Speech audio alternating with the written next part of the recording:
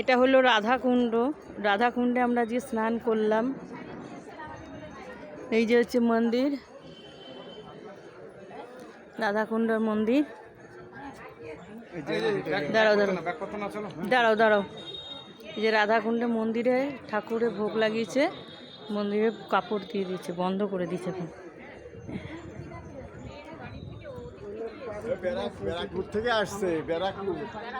এটা হচ্ছে শ্যামকুণ্ড,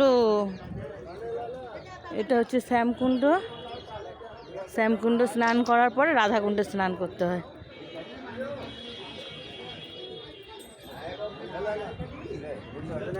ঠাকুর